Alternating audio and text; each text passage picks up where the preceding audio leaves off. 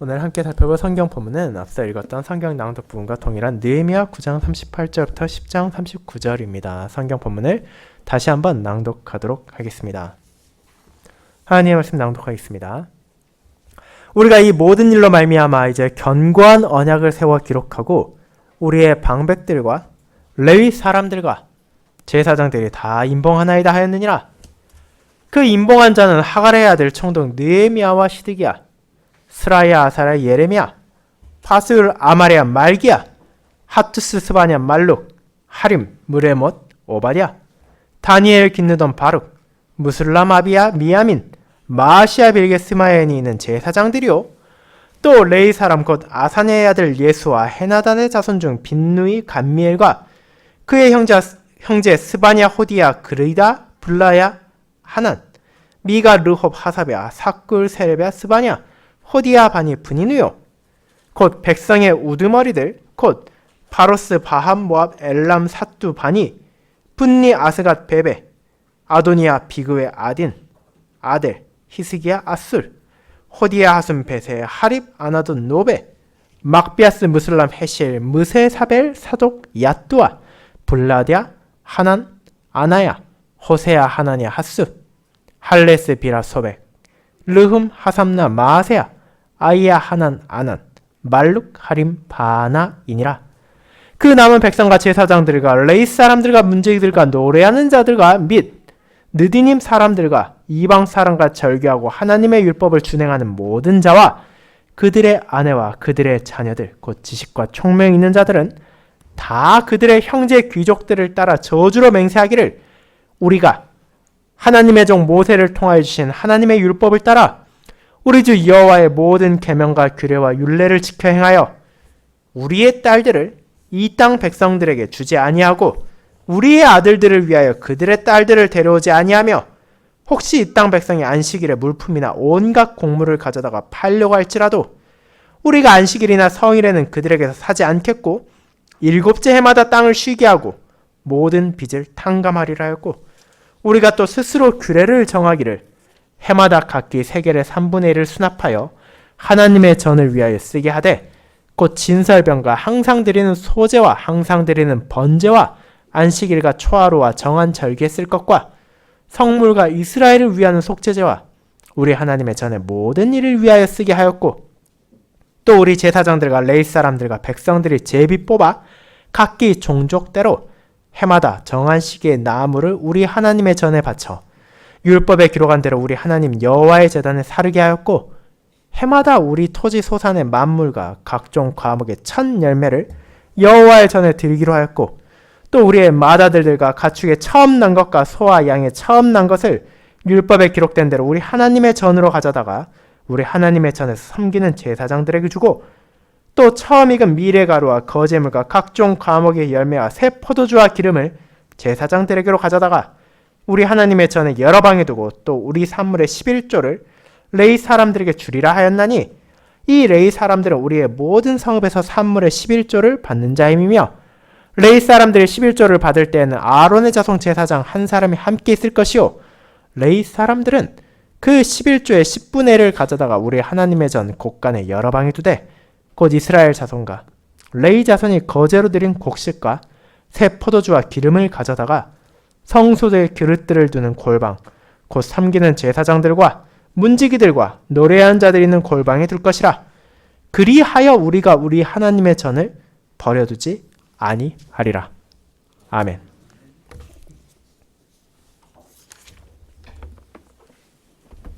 설교 후에는 시편 103편 4절 6절을 함께 부르도록 하겠습니다. 오늘 설교는 광고 때 말씀드린 것처럼 클라이언 스탄 목사님의 설교를 읽는 설교로 봉사합니다. 그 경유에 대해서는 설교 마치고 오전 예배 후에 잠시 광고 때 알려드리도록 하겠습니다. 사랑하는 주 예수 그리스도 안에 있는 형제 자매님들, 느헤미야의 앞선 본문은 여러분에게 이스라엘 백성이 범국가적으로 회개하는 날에 기도했던 기도문에 대해 보여줍니다. 우리는 그곳에서 이스라엘의 죄의 고백이 동시에 하나님의 은혜에 대한 고백이었음을 보게 됩니다. 우리는 이제 그와 같은 기도가 어떻게 하나님과 맺은 언약을 갱신하라는 요청을 유도하고 있는지를 볼 것입니다. 우리가 이 모든 일로 말미암아 이제 견고한 언약을 세우자라고 우리가 읽은 본문에서 말씀하고 있듯이 말입니다. 이스라엘 백성들이 새롭게 시작하고자 합니다. 여러분은 이것이 의미하는 바의 결과가 가능한지에 대해 의문을 품을 수도 있습니다. 우리가 정말로 다시 시작할 수 있습니까? 우리가 분명히 이루어진 과거를 원상태로 돌릴 수 있습니까? 여러분이 그동안 쌓아왔던 모든 성과를 뒤로 제치고 새롭게 시작할 수 있습니까? 저는 다음과 같은 질문을 저 자신에게 던졌습니다. 만일 내가 삶을 새롭게 출발하여 모든 것을 다시 시작할 수 있다면 내가 무엇을 피할 수 있을 것인가? 내가 지금과 무엇을 달라지게 할 수 있을 것인가? 과거의 잘못을 피할 수 있을 것인지, 혹은 내가 내 기질을 바꿀 수 있을 것인지, 내 약함을 벗어 던질 수 있을지, 아니면 그 모든 노력에도 불구하고 내 모든 인생이 불가피하게 과거를 답습해 넘어짐과 실패와 쓰라림으로 가득 채우게 될 것인지, 그 모든 것들을 물은 것입니다. 결국 그 답으로 저는 무언가를 새롭게 시작한다 하더라도, 그것이 이론상으로는 너무나 훌륭해 보이고 멋져 보인다 하더라도 실제로는 그 결과가 기대에 썩 미치지 못할 것이라는 점을 인정할 수밖에 없었습니다. 혼인한 지 1년 된 부부들은 종종 결혼 기념일을 맞이해 자신들이 함께 나누었던 혼인 서약을 음미해 보곤 합니다. 서로를 마주보고 다시금 분명하게 거기에 나온 서약에 따라 네, 그렇게 하겠습니다 라고 말하기는 쉽습니다. 물론 이렇게 말하는 것은 아름답고 좋은 것으로 보입니다. 하지만 냉소적인 사람들은 이런 서약의 갱신에 대해 의구심을 보내기도 합니다. 왜냐하면 그들 안에 근본적인 질문이 여전히 남아있기 때문입니다. 우리가 정말로 삶을 다시 시작할 수 있을지에 대한 것입니다. 새로운 맹세들이 과거에 있던 맹세들을 대체시킬 수는 없습니다. 삶에서 우리가 무슨 일을 마주하건 우리는 항상 현존하는 맹세에 묶여 있습니다. 이 맹세들은 결코 변하지 않습니다. 심지어 우리가 맹세를 지켰건 지키지 않았건 상관없이 말입니다. 그 맹세가 가져오는 의무도 여전히 계속됩니다. 심지어 우리가 의무를 충실하게 감당하지 못했을 때조차 말입니다. 그렇다면 우리가 할 수 있는 것, 그리고 반드시 해야 하는 것은 우리가 이전에 맹세했던 바에 우리의 헌신을 새롭게 하는 것입니다. 이것이 우리가 본 장에서, 그리고 오늘 설교 본문에서 발견하는 바입니다. 즉, 신실한 언약 백성으로 살기 위해 새롭게 헌신하는 것입니다. 이것이 여기에 역사적 사건으로 일어나고 있습니다. 우리가 앞으로 살펴보겠지만 이것은 우리 자신의 배경이며 우리 자신의 자리입니다. 그러나 일반적인 교훈으로 우리가 또 볼 수 있는 것은 우리가 끊임없이 여호와 하나님을 섬기는데 새롭게 헌신해야 한다는 것입니다. 저와 여러분은 날마다 회심하고 갱신해야 한다고 말하지 않습니까? 이렇게 하기 위해, 우리가 다시 새롭게 출발하기 위해 우리는 먼저 성경에 비추어 우리가 잘못된 것을 정확하게 살피고 지적해야 할 필요가 있습니다. 그리고 우리는 실제적인 관심의 영역에 초점을 맞춰야 합니다. 그 다음 우리는 여호와 하나님께서 그런 우리의 삶을 어떻게 변화하기를 요청하셨는지를 배워야 합니다. 그리고 우리가 변하기로 서약하는 바대로 우리는 신실한 기도로 이를 구하며 그에 따라 살아야 합니다. 우리가 우리 자신을 변화시킬 수는 없다는 것을 인정하면서 말입니다. 다시 말해 우리는 이 점에 있어서도 하나님의 도우심과 성령님의 인도하심을 필요로 합니다. 그리고 이제 이 점에 비추어 다음과 같은 사실을 살펴보도록 합시다. 저는 이를 여호와 하나님께서 이스라엘 백성이 은혜 언약에 헌신하도록 새롭게 하신다라는 제목과 이 새로운 갱신은 엄숙하고 공적인 성격을 지니고 있다.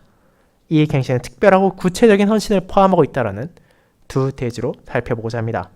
먼저 첫 번째, 이 새로운 갱신은 엄숙하고 공적인 성격을 지니고 있습니다. 형제자매 여러분, 오늘 우리가 읽은 첫 구절 느헤미야 9장 38절이 오늘 본문의 핵심 구절입니다. 우리가 이 모든 일로 말미암아 이제 견고한 언약을 세워 기록하고 우리의 방백들과 레위 사람들과 제사장들이 다 임봉하나이다 하였느니라. 이 구절 안에 몇 가지 중요한 사항들이 담겨 있습니다.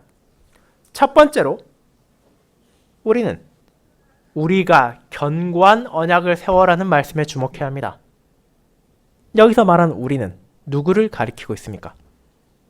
물론 여기에서 백성들의 지도자들이 선한 모범을 보이고 있습니다. 그러나 우리가 읽은 본문 전체를 살핀다면 여기서 가리키는 우리는 그렇게 소수의 지도자들만이 아니라 모든 언약 백성, 이스라엘 전부를 가리키고 있음을 깨닫게 됩니다. 회개의 날에 모였던 모든 백성들도 여호와 하나님께 헌신하는 데 함께 참여하고 있는 것입니다. 우리는 10장에서 실제로 이 견고한 언약에 임봉한 사람들, 도장을 찍은 사람들의 목록을 읽을 수 있습니다.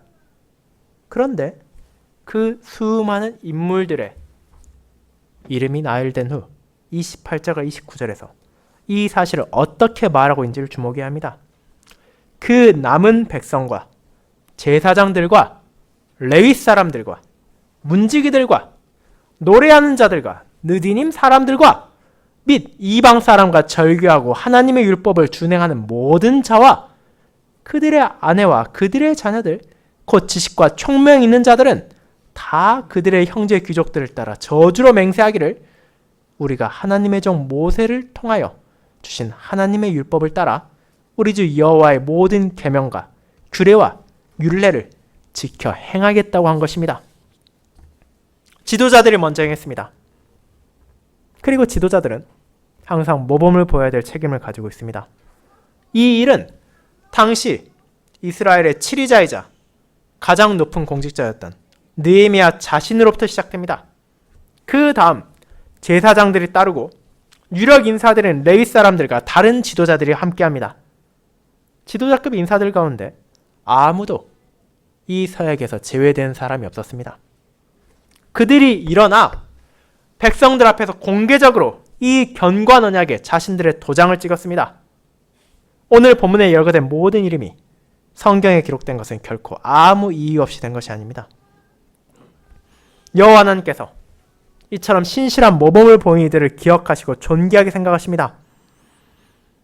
앞에 나와서 이 문서에 공적으로 서명하는 것은 위험이 없는 것이 아니었습니다. 그럼에도 이 모든 사람들은 자원해서 기꺼이 즐거운 마음으로 앞에 나와 앞서 서명한 느헤미야의 행동을 뒤따랐습니다. 물론 견고한 언약에 서명하는 일이 단지 지도자들에게만 제한되는 것은 아니었습니다. 그렇다고 우리는 모든 사람이 이 언약에 현실적으로 서명할 수 있지는 않았다는 것도 알고 있습니다. 하지만 그렇다고 해서 다른 백성들이 여기에서 제외됩니까? 그렇지 않습니다. 그들 모두가 구두로 이 맹세에 동의했습니다. 심지어 저주와 맹세를 동반해서 말입니다. 그들 또한 저 지도자들과 마찬가지로 이 언약에 신실하기로 하나님 앞에서 그리고 모든 형제와 자매 앞에서 서약했습니다.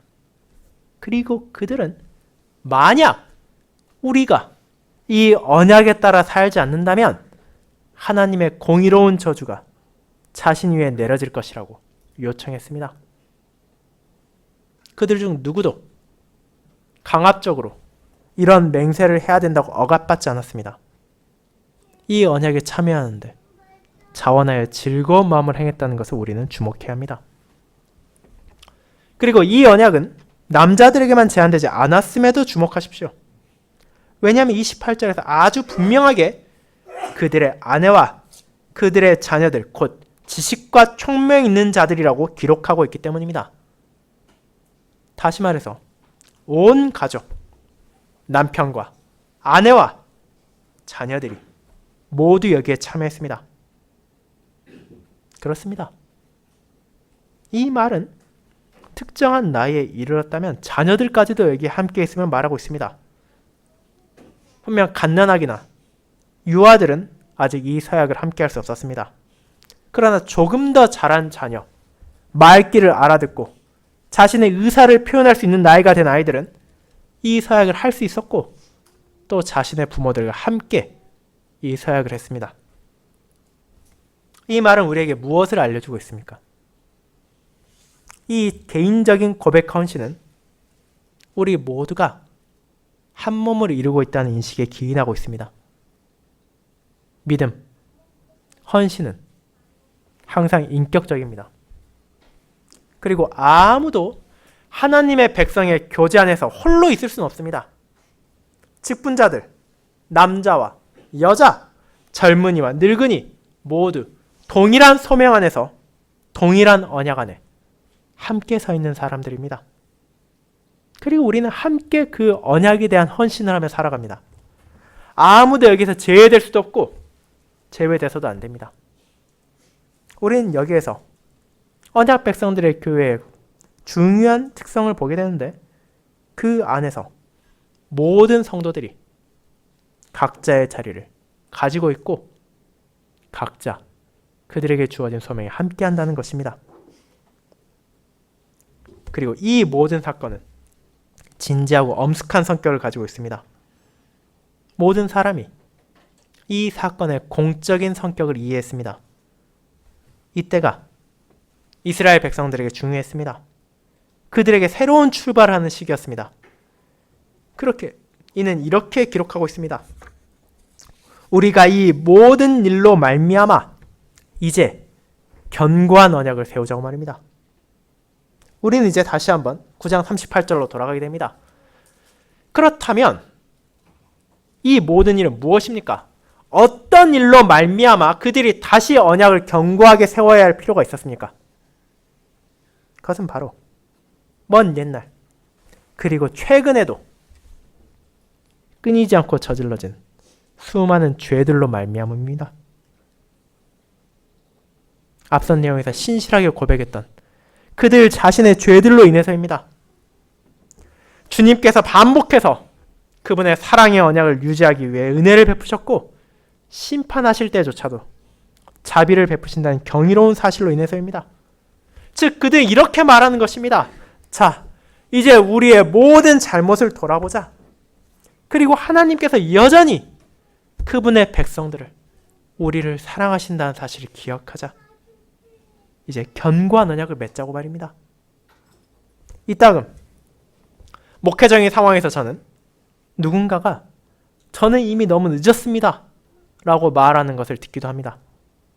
상황이 너무 오랫동안 악화로 치달아 이제 변화가 거의 불가능해 보이고 너무나 많은 피해가 이미 발생했다는 것입니다.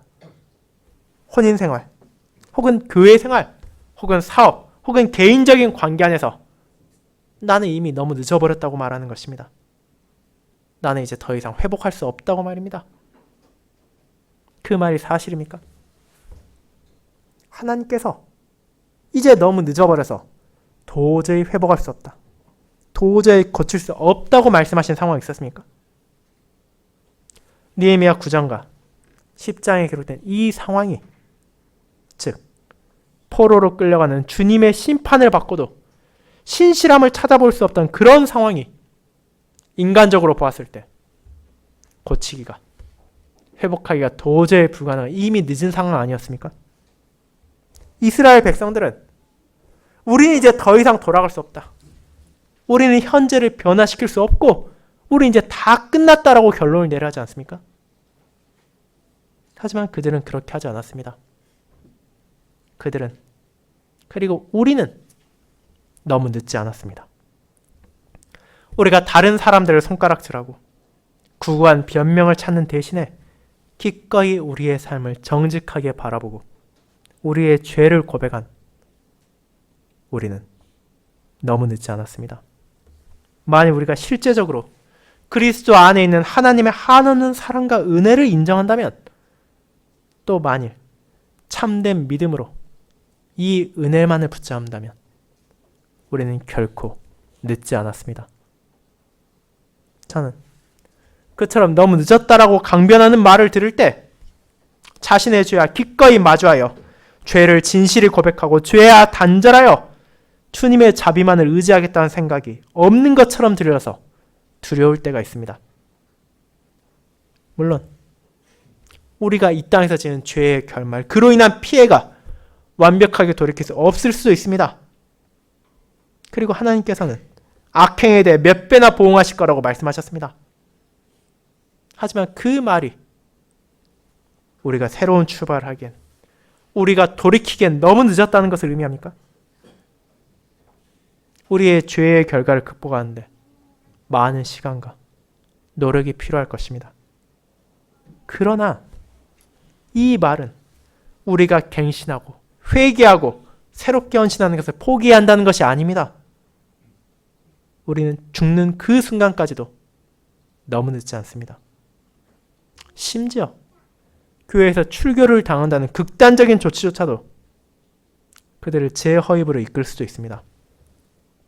우리의 죄와 그 결과가 우리의 삶 속에서 끊임없이 나타나는 것만큼이나 하나님의 사랑과 은혜가 우리를 계속 도우며 인도한다는 사실을 신자는 결코 망각해서는 안 됩니다. 이제 여기에서 어떻게 말씀하고 있는지를 주목하십시오. 우리가 견고한 언약을 세우자, 이렇게 번역되었지만 이 말은 언약을 처음부터 다시 체결하자는 뜻이 아닙니다. 심지어 언약을 새롭게 맺자는 말도 아닙니다. 원문에서 여기에 사용된 단어는 언약이 아니라 합의를 가리키고 있습니다. 두 개념은 분명 긴밀하게 연결되어 있지만 동일한 것은 아닙니다. 이 합의라는 단어는 그 어원이 여러분도 잘 알고 있을 아멘이라는 단어에서 나왔습니다. 아멘이란 표현은 무언가가 확실하고 견고하며 결속력이 있다는 뜻입니다. 지도자들과 백성들이 하나님께 새롭게 언약을 체결하자고 하는 것이 아닙니다. 그들은 기존에 주어진 언약이 있다는 것을 분명히 인정하고 있습니다. 그렇게 지금 이들이 하는 것은 우리에게 주어진 그 언약에 따라 다시 살겠다고 확언하는 것입니다. 그들은 이 사실에 대해 함께 아멘이라고 말하는 것입니다. 여기에서 우리가 이해해야 할 중요한 사안이 있다고 저는 생각합니다. 이스라엘은 자신들의 주도로 하나님과 언약을 맺을 수 없습니다. 왜냐하면 사람이 하나님과 언약을 체결할 수 없기 때문입니다. 언약을 맺는 것은 사람의 능력 밖에 있는 것입니다. 누가 감히 지극히 높으신 여호와 하나님께 언약을 요구할 수 있겠습니까? 언약의 기원과 그 체결은 오직 하나님께만 있습니다. 언약은 그 기원에 있어서 분명 일방적입니다. 그렇게 이스라엘이 여기에서 말하고 있는 것은 우리가 일반적으로 생각하는 것과 전혀 다른 것입니다. 이스라엘은 자신들에게 주어진 이 언약이 항상 존재해 왔다는 것을 인정합니다. 심지어 하나님께서 그들의 먼 조상인 아브라함과 언약을 체결하신 이래로 말입니다. 그들은 분명 많은 죄를 지었습니다. 하지만 그 죄가 언약을 폐기시키지 못합니다. 죄는 그 언약적인 관계를 깨뜨린 것입니다. 우리는 우리 편에서 언약을 깨뜨릴 수 있고 또 깨지게 합니다. 하지만 그렇다고 해서 언약 자체가 이 사실로 인해 무효가 되거나 취소되거나 법적으로 효력이 상실되는 것이 아닙니다. 하나님께서 항상 있는 영원히 존재하는 언약을 체결하셨기 때문입니다. 하나님께서는 우리를 지속적으로 언약 백성으로 다루십니다. 심지어 우리가 그 언약을 인식하지 못하거나 유지하지 못할 때조차도 말입니다. 그렇게 우리는 순종하는 언약 백성이거나 아니면 불순종하는 언약 백성이 될 수밖에 없습니다. 그리고 그 언약은 우리의 삶에 계속적인 영향을 줍니다. 우리가 순종할 때 우리는 하나님의 언약적인 축복을 기대하게 됩니다. 우리가 불순종할 때 우리는 하나님의 언약적인 진노를 예상해야 합니다. 그러나 그 어떤 상황에서도 언약은 불변한 실체로 여전히 우리에게 존재하고 있습니다. 그렇게 이 합의는 지금도 그들에게 존재하는 언약에 대한 공적인 선언입니다. 하나님께서 과거에 맺으셨고 지금도 유지하고 계시는 이 언약에 따라 우리 모두가 살겠다는 견고한 합의입니다. 그리고 모든 이스라엘이 이 언약에 대해 아멘이라고 다시 말합니다. 지금 우리는 공적인 예배 시간, 특정한 때 아멘이란 말을 다 같이 하기도 합니다. 우리가 이 말을 할 때 여러분은 그 표현이 우리가 하나님의 백성이라는 사실을 확언하는 것이라는 것을 아십니까? 이는 네, 우리가 바로 이 언약을 잘 압니다라고 말하는 것입니다. 왜냐하면 이 언약은 확실하고 영원한 언약이기 때문입니다. 우리는 이 언약의 모든 축복을 즐겁게 받아들입니다. 우리는 이 언약의 모든 요구도 인정합니다. 우리는 하나님께서 신실하시다는 사실을 알고 있습니다. 그리고 우리는 또다시 그분을 향해 신실하게 맹세합니다. 오늘날 이 언약은 그리스도의 피 안에 있는 새 언약입니다. 이 언약은 구약시대 언약 백성들이 가졌던 옛 언약보다 훨씬 더 명료해졌습니다. 그리고 그런 부유함이 크면 클수록 그에 따른 책임 또한 커집니다. 우리에 대한 하나님의 주장이 옛 언약보다 훨씬 더 강력하게 선포되었습니다. 골고다에서 그리스도의 피로 결속된 하나님과 우리 사이의 관계가 있습니다. 그리고 우리는 이 언약을 존중해야 됩니다. 우리가 이 언약 안에 살고 또 이 언약으로 살겠다고 확언해야 합니다. 하나님께서는 이 언약을 신자와 신자들의 후손들과 맺으셨습니다. 하나님께서 당신의 독생자의 속죄 제사로 이 언약을 영원히 세우셨습니다.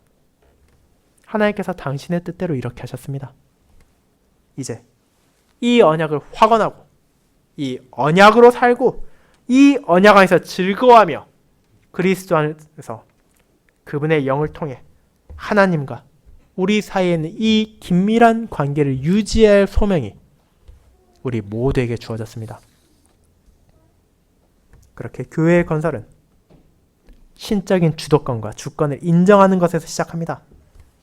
이 말은 언약을 깨뜨릴 위험에 대해 늘 경계한다는 뜻이기도 합니다. 왜냐하면 우리는 실제로 그렇게 할 수 있기 때문입니다. 우리는 종종 언약을 범하기도 합니다. 그리고 그 말은 이런 뜻입니다. 우리가 언약의 풍성함과 그 언약의 요구에 따라 살지 않는다는 것입니다. 그럼에도 이 언약은 취소되지 않습니다. 주님께서는 항상 우리를 언약 백성으로 간주하실 것입니다. 심지어 우리가 지속적으로 불신실할 때조차 말입니다. 그리고 그 말은 우리에게 말 진노가 더 크고 심판이 더 가혹할 것이라는 뜻입니다. 왜냐하면 우리의 삶 속에서 하나님을 무시하고 있었기 때문입니다. 그래서 언약 백성들 가운데 있는 죄는 정말로 너무나 심각한 것입니다. 그런 거로 우리는 새로운 헌신을 하기 위해 부단히 언약에 대해 훨씬 더 깊이 자각해야 합니다. 그리고 이것이 매일 시행되어야 합니다. 우리의 개인적인 헌신에서 또 가정의 헌신에서 말입니다. 그리고 이것은 매주 공적인 예배에서 시행됩니다. 이 확언은 우리에게 생각을 하게 하고 또 우리에게 하나님을 경외하게 할 것을 요구합니다. 이 말은 이 관계 안에서 주님과 함께 서 있다는 사실을 의식적으로 생각하고 또 그분을 섬기기로 한 우리의 서약을 계속해서 다짐하는 것을 의미합니다. 그리고 이 말은 우리가 그리스도의 교회에 살아있는 지체로 살겠다는 것을 의미합니다. 심지어 아주 어린 시절에도 말입니다. 왜냐하면 우리가 하나님의 백성이라는 아주 독특한 특권을 개인적으로든 집단적으로든 배우고 경험하는 것은 바로 성도의 교통 안에서 주어진 은혜이기 때문입니다.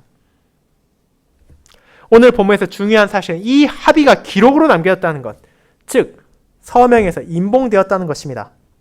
이 합의가 공적인 기록으로 남았습니다. 우리가 무언가를 서명할 때 그것은 이것이 구속력이 있다, 이것이 확실한 것이다 라고 동의한 것입니다. 직분자들 역시 하나님의 말씀과 개혁신앙 고백서들에 대해 그들의 동의를 말한 동의의 식서에 서명할 것을 요구받기도 합니다. 우리는 피차 이 사실을 잘 알고 있습니다. 그러나 우리는 여기에 서명함으로써 인치는 것을 두려워하지 않습니다. 우리는 그리스도 안에서 하나님에 의해 세워진 이 언약 관계 안에 함께 서 있습니다. 하지만 모든 사람들이 이 문서에 서명해왔다는 것은 아닙니다. 제가 앞서 지적했듯이 29절에서 모든 사람이 서명하진 않았습니다. 하지만 우리는 그들 또한 저주와 맹세로 자신을 묶었다는 사실을 분명하게 언급됨을 기억해야 합니다. 그들은 여호와 하나님과 서로 앞에서 공적인 맹세를 했습니다. 그들이 강요를 받아서 그렇게 한 것이 아니라 지도자들의 모범을 따라 그렇게 했습니다. 이 사실은 이스라엘이 처음 가나안 땅에 들어왔을 때 있었던 일을 상기하게 합니다. 이스라엘 백성들이 어떻게 두 그룹으로 나누어 선지를 기억하십시오. 한편은 에발산과 다른 한편은 그리삼 산을 향해 주님의 계명만이 아니라 주님의 상벌 조항도 익혀지는 동안 모든 사람들이 아멘이라는 응답으로 각 계명에 응답했습니다. 이와 비슷한 상황이 지금 또다시 연출되고 있습니다. 왜냐하면 그들은 약속의 땅에 다시 들어와 도성을 재건하고 또 이런 의미에서 새로운 시작을 하고 있기 때문입니다. 다시 말씀드리지만 특별히 특정한 죄들이 우리의 삶 속에 득세하게 될 때 우리는 여호와 하나님 앞에 서서 그분과 맺은 언약의 실제함을 인정하고 이 언약의 진실과 아름다움을 확언하며 또 바르게 하나님을 섬기는데 우리 자신을 이 언약에 다시금 묶어야 합니다. 또한 우리는 삶 속에서 어떤 중요한 시점에 특별한 맹세를 하기도 합니다. 거룩한 세례에 대해 생각해 보시기 바랍니다. 우리 자녀가 세례를 받을 때 우리는 자녀들을 여호와 하나님을 경외하는 가운데 양육하겠다고 맹세합니다. 우리는 혼인할 때에도 서약합니다. 우리는 공적인 신앙 고백을 할 때도 서약합니다. 그 모든 때 우리는 하나님께서 그리스도 안에서 나와 맺으신 언약을 존중할 것을, 그에 따라 살 것을 확언하는 것입니다. 즉 하나님의 축복을 바라고 그분의 계명에 순종하겠다고 단언하는 것입니다. 이 역시 교회 앞에서 공적으로 경건하게 시행됩니다. 그렇게 주님께서는 그분의 은혜 언약 안에서 자신과 우리의 관계를 확언하라고 거듭거듭 상기시키시는 것입니다. 그러므로 만일 우리가 그 책임을 회피한다면 얼마나 심각한 일들이 일어나겠습니까? 이제 두 번째, 이 갱신은 특별하고 구체적인 헌신을 포함하고 있다로 이어집니다. 성도 여러분, 먼저 이 장에서는 일반적인 헌신이 나타납니다. 29절에 보면 우리가 하나님의 종 모세를 통하여 주신 하나님의 율법을 따라 우리 주 여호와의 모든 계명과 규례와 율례를 지켜 행하여라고 합니다. 그들은 교림답체 33주일이 고백하듯이 주님의 일부 계명에 따라서가 아니라 모든 계명에 따라 살기 시작할 것을 선언한 것입니다. 그러나 여러분은 또한 오늘 본문에서 특수한 몇 가지 계명들이 드러난다는 것을 주목했을 것입니다. 백성들은 세 가지 영역에 대해 특별한 약속을 합니다. 우리는 지금 여기에서 이것들을 자세하게 다루진 않을 것입니다.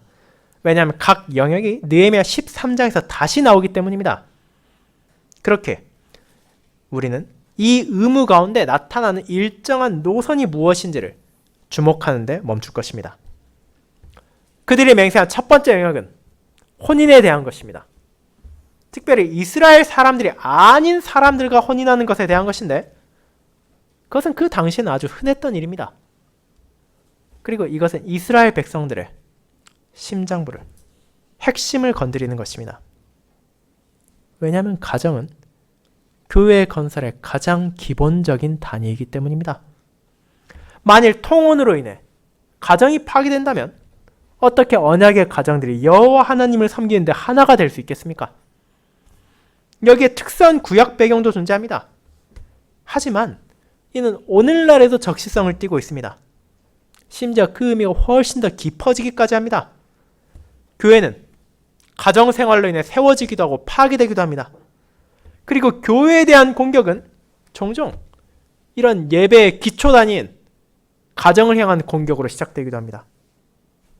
그렇게 통혼은 그 당시에 직접적으로 다루어야 했던 유력한 강한 죄였습니다. 주님 안에서의 가정생활이 그들의 첫 번째 관심사였습니다. 그리고 두 번째 영역은 사업과 상업에 관한 영역이었습니다. 다시 말해 안식일에 매매 행위를 하지 않겠다는 것입니다. 이 서약이 나온 이유는 첫 번째 영역과 마찬가지로 그 당시에 이런 일이 아주 흔했기 때문입니다. 안식일에 장사하는 이들이 있었습니다. 백성들이 자신들의 생계에 있어 하나님만을 절대적으로 의지하는 대신 그들 스스로의 노력을 의지하고 있었습니다. 그렇게 되면 자연스럽게 안식일도 안식년도 지속될 수가 없었습니다. 그들은 안식일에도 가게의 문을 열고 정상적으로 영업하고 있었습니다. 그들의 사업이 무엇보다 먼저였습니다. 예루살렘 안팎의 공적인 생활이 그런 생업에 맞추어져 있었습니다. 그 결과 물질주의가 만연하고 예배가 뒷전이 되었습니다. 그 역시 그들이 스스로 돌아보았을 때 특별히 언급되어야 할 자신들이 돌이켜야 할 잘못이었습니다. 그리고 첫 번째와 두 번째 영역과 밀접하게 연관되어 있는 세 번째 영역은 39절에서 나오듯이 하나님의 집을 무시하는 처사였습니다. 백성들이 더 이상 성전 예배에 관심을 두질 않았습니다. 예물과 첫 열매와 그 밖에 요구된 것을 드리지 않았습니다. 만약 우리의 가장 주된 관심사가 개인의 재산에 있다면 이는 너무나 자연스러울 것입니다. 여호와의 집과 예배는 방치될 것입니다. 그렇게 이런 방향으로 나아가는 것입니다. 그들은 가정생활로부터 시작해서 공적인 생활, 즉 교회 생활까지 나아가는 것입니다. 삶의 세 가지 주된 영역들이 다방면으로 영향을 주고 있습니다. 그리고 여기에서 핵심은 이 각각의 영역 안에 있는 죄가 분명하게 규정되었고 이제 제거되어야 한다는 것입니다. 여러분은? 글쎄요. 우리는 여기저기에서 그저 몇 가지만 변화시키면 될 것 같아요 라고 적당한 말을 해서는 안 됩니다. 그런 게 아니라 아주 구체적이어야 하고 잘못 시행된 모든 영역에서 요구된 변화를 시행해야 합니다. 그리고 갱신은 항상 특별하고 구체적입니다. 그저 뭔가가 변해야 된다가 아니라 무엇이 어떻게 변화되어야 할지 구체적으로 말해야 하는 것입니다. 물론 우리 모두는 무언가에 서명하기 쉽고 공적으로 맹세하는 것도 그렇게 어렵진 않다는 것을 알고 있습니다. 그것들보다 훨씬 어려운 것은 자신이 맹세한 것, 자신이 서명한 것에 신실하게 살아가는 행동으로 옮기는 삶입니다. 실제로 우리는 오늘 본문에서 이렇게 강하게 맹세를 했던 이스라엘이 그 맹세들을 지키지 않았다는 것을 보게 됩니다. 그럼에도 공적이고 준엄한 맹세를 하는 것은 중요합니다. 왜냐하면 이제부터 느헤미야와 다른 지도자들은 그들과 모든 백성들이 스스로 한 맹세에 매이겠기 때문입니다. 이것은 직분자들에게 중요한 과업입니다. 회중이 믿음의 기쁨으로 산다는 것, 믿음에 순종하는 생활을 하는 것을 살피는 것은 참으로 직분자들에게 중요한 과업입니다. 이것은 또한 얼마 전 시행되었던 모든 가정에 대한 신방의 목적이기도 했습니다. 이런 신방이 이 목적을 충족시켰습니까? 이제 우리는 이런 생각으로 결론을 내리게 됩니다.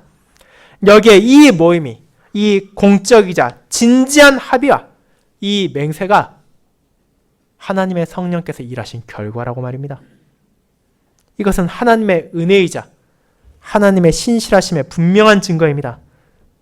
이스라엘이 범한 불순종이 있은 지 몇 세기 후 여호와 하나님께서는 여전히 그들을 버리지 않으시고 그들을 인도하심으로 이 중요한 갱신으로 인도하십니다. 그리고 그분께서 바로 하나님이십니다. 그분께서 죄와 허물을 용서하시고 자신의 사랑 안에서 그 백성을 회복시키십니다. 이를 위해 하나님께서는 그분의 모든 생명을 언약에 헌신하도록 하신 자신의 독생자를 우리에게 주셨습니다. 그리고 그분께서 자기 피로 이 언약을 지셨습니다. 새로운 모든 세대가 여호와 하나님께서 크신 긍휼로 우리를 대하셨고 하나님의 끝없는 사랑이 결코 사라지지 않을 것이라고 우리와 함께 고백해야 하는 것입니다. 이와 같은 하나님이 계시기에 우리는 그분과 함께 항상 새롭게 시작할 수 있고 또 시작해야만 할 것입니다. 아멘.